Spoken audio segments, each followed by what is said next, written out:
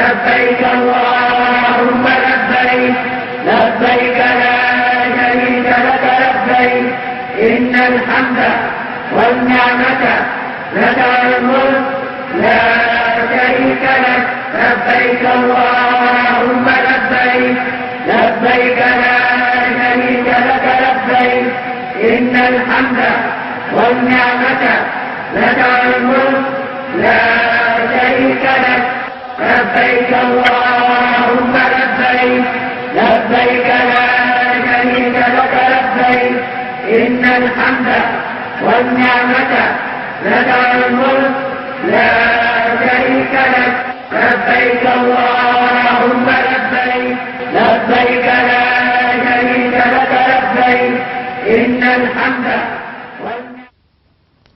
Assalamu alaikum wa rahmatullahi ta'ala wa barakatuhu. This is As You Answer the Call, a public enlightenment presentation on the activities of the National Hajj Commission of Nigeria, NAHCON. Welcome to this edition of the program. I am Fatima Umar Hadeja. Glad to be with you once again. Tonight, we begin our series in the main segment of the program, highlighting the key features of the concept of the development levy introduced by the National Hajj Commission of Nigeria, NAHCON, in partnership with state pilgrims welfare boards across the country.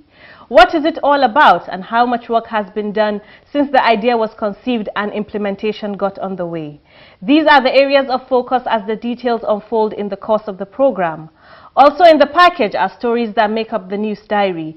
In it, we shall talk about the activities involving NAHCON chairman as well as other functionaries and key stakeholders of the Commission. We will also have our regular segment, Hajj and Umrah Education, and the focus tonight is on the rites of Umrah. Not done yet. The quiz segment is also back on the show, so stay tuned for the details after this timeout.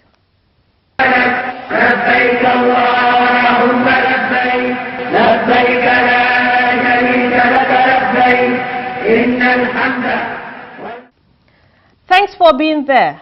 As usual, we begin the program with the news diary as presented from our studio.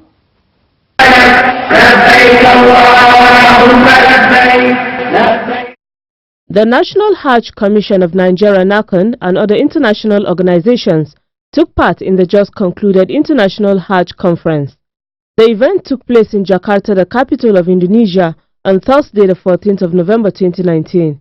In his remarks, NAHCON Acting Chairman Barrister Abdullah Mukhtar Muhammad, represented by the Commission's Director of Administration and Human Resources, highlighted the importance of managing Hajj Fund for better service delivery.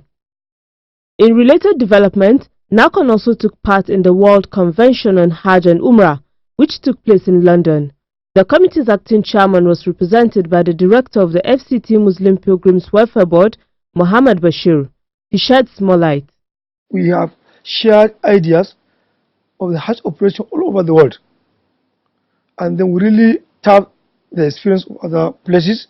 We also inform them the way we are doing things, and then within the context of that very important conference, we really discuss the issue of having insurance scheme for pilgrims, to be able to insure them so that in case the demands of any of the pilgrims, there is going to be an insurance to be paid to the family.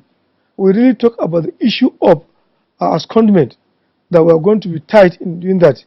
And we also talk about the issue of tour operators, which has been a menace all over the world. That some of them, that their pilgrims, if they go there, they abandon them on court. That's what it's called.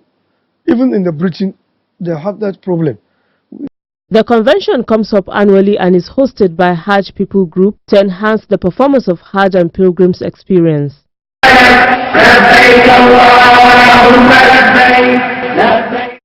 Acting Chairman of the National Hajj Commission of Nigeria, NAHCON, Barrister Abdullah Mukhtar Muhammad, has called on Lagos State Government not to relent in its efforts in sustaining the gains recorded in Hajj management. The chairman stated this when the Lagos State Commissioner of Home Affairs, Pharmacist Uzamat Yusuf, along with the Executive Secretary of the State Pilgrims Welfare Board, Ishola Rahman, and other officials paid him a courtesy visit at the Hajj House in Abuja. The NAHCON boss further talked about the Commission's various reforms and praised Lagos State government for keying into the reforms. He said NAHCON is studying plans on Makkah accommodation. we are thinking deeply on how to have accommodation that will not just take Lagos State alone. Maybe high-rise building that can take Lagos, Oyo, Katsina, Kano at the same time, very close to the Haram. Some of these high-rise buildings, you'll see that they accommodate 5,000, 6,000 pilgrims, and Lagos has 2,000 plus.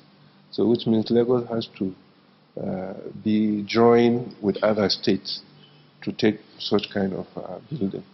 We are making analysis to see at the to look at the cost benefit of that arrangement. Responding, the Commissioner appreciated NAHCON for transforming Hajj operations in Nigeria, saying Lagos State will continue to strengthen the standard it has set in Hajj exercise.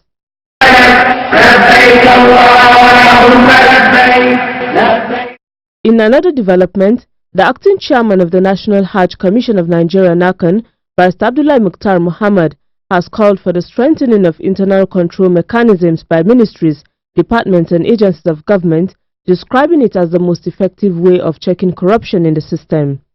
Represented by the Commission's Commissioner of Operations Abdullah Modubo Saleh at a town hall meeting on corruption held in Abuja, the chairman said chasing corruption officials and the proceeds of corruption does not address the problem. He said emphasis should be on the disease and not the symptom, hence the need to look inwards to tackle the problem.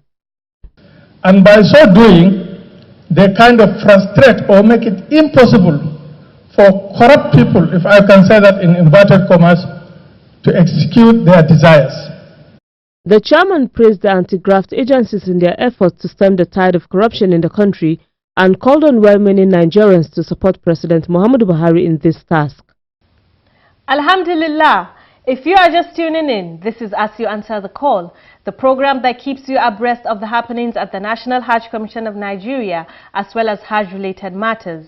Coming next is Making the Hajj and Umrah, and tonight we begin the series on the concept of the development levy introduced at the instance of the National Hajj Commission of Nigeria NAHCON to partly speed up the process of infrastructural development at the various Hajj transit camps across the country. So far so good is the story coming in from the states with regards to the execution of some of the projects. We begin with the experience in Kaduna, Kano and the FCT. Stay tuned for the details. لبيك اللهم لبيك لبيك لا شريك لك لبيك إن الحمد. This facility at the FCT Hajj camp is being built by the National Hajj Commission of Nigeria NAHCON. It is the construction of a hotel accommodation and one of the many projects being undertaken by NAHCON at Hajj camps across the country. These projects are being executed with funds collected under the Hajj Development Levy policy. The ongoing projects involve the construction of ultra-modern hospitals, pilgrims accommodation, rehabilitation and construction of mosques, provision of toilets, among other facilities. Depending on our area of priorities for each departure center. For now, emphasis is given on issues like the health issues. We're building clinics and we're upgrading accommodations, coupled with the fact that at the moment we're even building world-class hotels, 3-star hotels. Already contracts have been awarded and the projects are ongoing at the moment.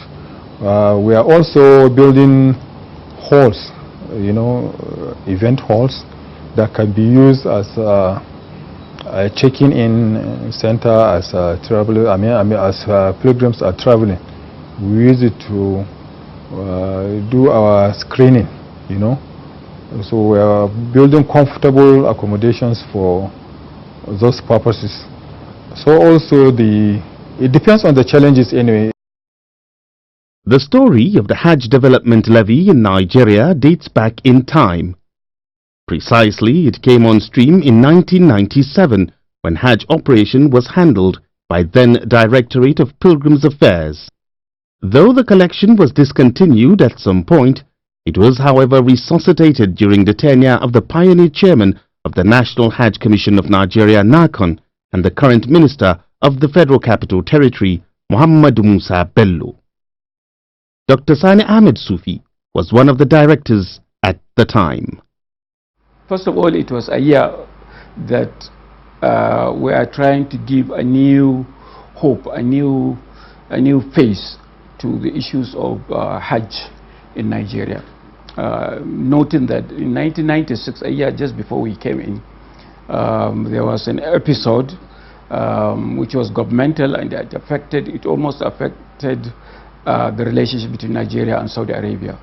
And also that was external. Internally also we had some little problem within the Hajj mission, of which the task force, the presidential task force, had to be dissolved, and the exercise, the powers which they were exercising were now vested into us to come and really get things better. So one of the things that we have done, many other things, but one of them was also introducing the Hajj levy, that we established some fund which, in the event of government pulling out, at least we can stand on our legs and run the affairs and provide the necessary support structure to our pilgrims, while government will be left with only consular issues, of which is their own constitutional responsibility. He also talked about the initial collections to kickstart the policy. At that time that I was talking, the cost of pilgrimage was so minimal because the exchange rate, relative naira dollar, was certainly sizable. So I think we were talking about, it wasn't much of a money that the pilgrim will complain, but I think it is about either $6 or $10 or something, because we were comparing it with what we were paying for royalties to Saudi Arabian Airlines, which is another fund of which we do pay, but this time around is to Saudi Arabian authorities for not utilizing their aircrafts for the haulage of, for the carrying of pilgrim and haulage of their goods. Since then, the levy is collected from all pilgrims registering to perform the Hajj from Nigeria, and the money collected, known as the Hajj Development Levy, is domiciled in a special account with the Central Bank of Nigeria (CBN).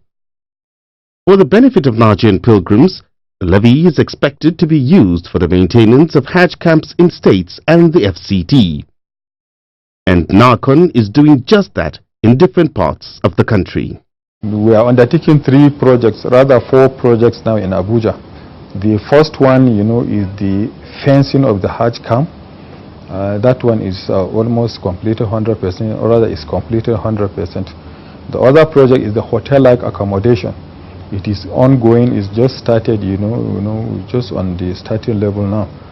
Then the third project is the event hall, which has reached an advanced stage to maybe is around 50% completion target.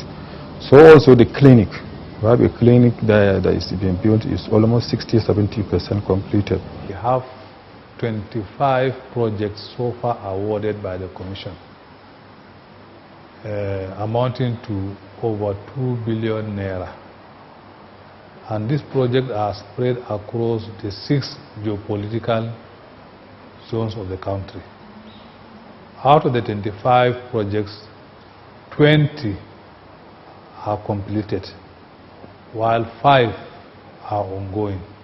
In the FCT Hajj camp, the construction of a conference hall and other facilities have reached an advanced stage.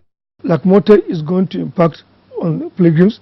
People will be lodging it to serve as a source of revenue, as I told you.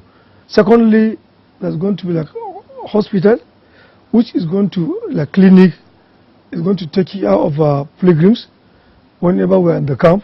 And some places they did mosques. That mosque can be turned to be a Jumu'ah mosque. It's going to add value to what the very board is doing, since it's a purely Muslim-oriented organization. Definitely is going to assist in making sure that we have a full Hajj operation in each zone. In Kaduna State, the projects being carried out at its Hajj camp are in phases involving the construction of a hotel, clinic, and renovation of mosque and building of toilets. The mosque has been completed and put into use. The hotel-like accommodation will soon be awarded for Kaduna too. Like the clinic now in Kano is going to be equipped, and the issue of management is going to be between NAHCON and the state government, the State Pilgrims Welfare Board. So all the other projects is going to be like a joint venture between the state and NAHCON. The ones that are revenue generating too, issues have been, the matter is being addressed now on how to manage it.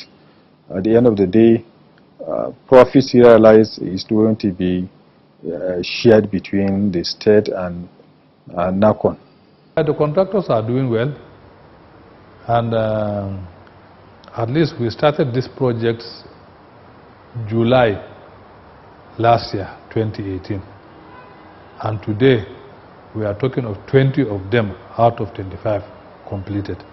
So if they are not doing well, or if they are not doing well, they must have not completed the projects. And the remaining 5 projects that is ongoing, at least before the end of 2020, those projects will also be completed. And all of them, everybody is on the site, and there's no issue of funding, because we cannot award contract if we don't have money. The money is there before we award the contract. So we are waiting for them to come up with their violation certificate. From there we continue to pay them, and that's how we have been paid. We paid the remaining contractors that have completed their work. The issue of this Hajj development levy is not something that has a certain period of execution. It's going to be a continuous exercise. So each time money realized from the intending pilgrims is securely kept, and issues that has after the projects are completed, if there are needs for repairs and whatever, such funds will continue to be channeled through those purposes. With the different projects ongoing, NAHCON is also paying attention to the priorities of each Hajj camp. لبيك اللهم لبيك لبيك لا شريك لك لبيك إن الحمد والنعمة لك.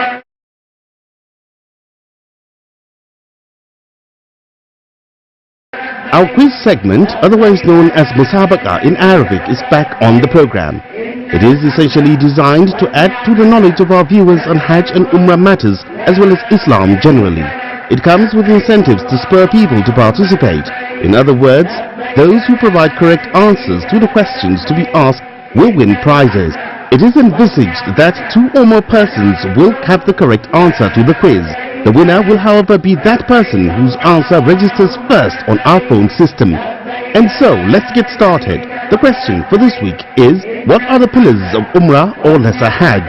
I repeat, what are the pillars of Umrah or Lesser Hajj?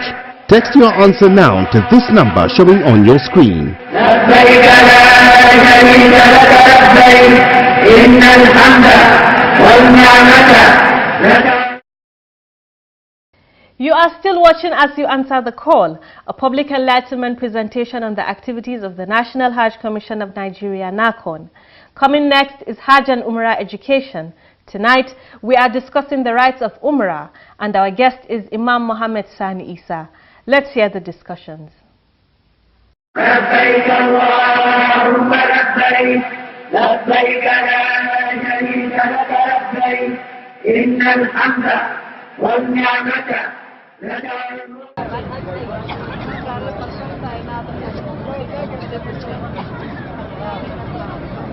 Dawaf, or going round the Kaaba, is one of the pillars of Umrah, also known as the Lesser Hajj. When are pilgrims expected to perform the Dawaf? How is Dawaf performed? What supplications are pilgrims expected to make in the course of Dawaf? Put the Kaaba on your left, not on your right. Tonight, on Hajj and Umrah education, Imam Muhammad Sani Isa answers these and other questions. When you enter the vicinity of Kaaba, you need to offer 2 rakats as nafila. So when you offer the 2 rakats, after that, after terminating, then you stand up and you go and see where the sign is, the green sign, to show where the Hajj al-Aswad is. You put the Kaaba on your left, not on your right. So put the Kaaba on your left, and then you do your intention, mention the intention. There it's not necessary to say Allahumma inni nawaitu, no. But from your heart, you intend, you know what you are going to do. Then when you align yourself to Hajj al-Aswad, they help you now with some sign.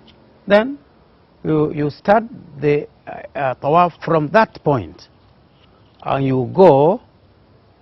When you come back to that point is 1. You go again. When you come back to that point is 2. You count until you do 7. If possible, go and kiss it.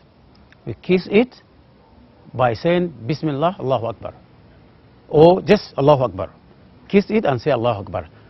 If you can kiss it, that's if there is no congestion. If there is congestion and it may amount to wounding yourself or somebody pushing you at the Hajj al-Aswad and then you get wounded, no. Get wounded, no. From far, you just point at the Hajj al-Aswad and say Allahu Akbar and then kiss your hand. Pilgrims must perform tawaf while in the state of ablution. You can't get into tawaf without ablution. It's not like Safa and Marwa. Safa and Marwa, the sa'i, even without ablution you can do it. But tawaf, you must be in a state of ablution. And when your ablution breaks, then you go and perform the ablution and come and start from new. That is the view. Another view says that no, you come and start from where you ended. The first 3 rounds of the tawaf are performed while jogging and also exposing the right arms. It is needful, not compulsory, but it is needful that in the first 3 tawaf you do it like what can I say? Not just walking, because the remaining tawaf is walking, but this one should be more than walking. You go like they call it 440. So you go in a hasty walking, not normal walking, in the first 3 tawafs. Unless if there is congestion and there's no way to do it, then you cannot do it. But if there is a chance of doing it, then you go the first round in a bit hasty manner, not in a normal walking. And expose your shoulder also in the first 3 rounds. Are women also expected to jog? Women are not expected, or not only not expected, it is prohibited, let me say. It is prohibited that women to do the jogging, and also there is no need for women to wear the ihram, which we men wear. But women do not need that. And for that, exposure of shoulder has not arisen on the side of the women, because they wear their clothes as normal, as at home. So they wear their gown and their whatever. They are just like home. Does talking during tawaf affect its validity? The tawaf remains valid, even if you talk on worldly things. But then your reward is, you are shortening your reward, or decreasing your reward from the side of Allah, because that talks that you do are not needful there. So they are makruh, resentable, not acceptable by Sharia. But if you do, the tawaf remains valid, but it is not needful. So you are offending God while trying to obey God Almighty.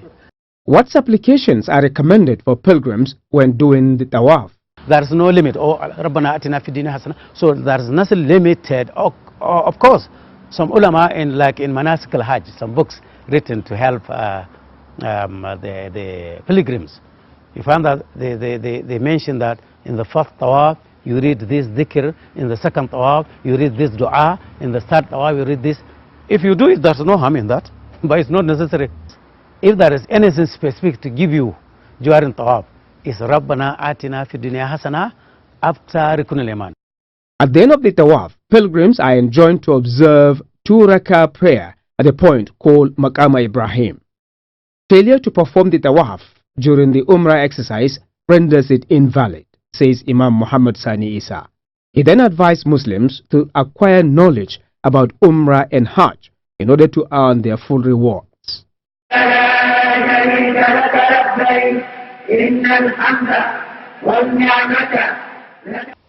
That's it on the program. Join me same time next week for another edition.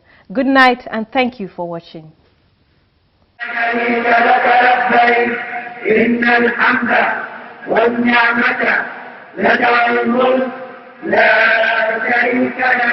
لبيك اللهم لبيك لبيك لا شريك لك لبيك إن الحمد والنعمة لك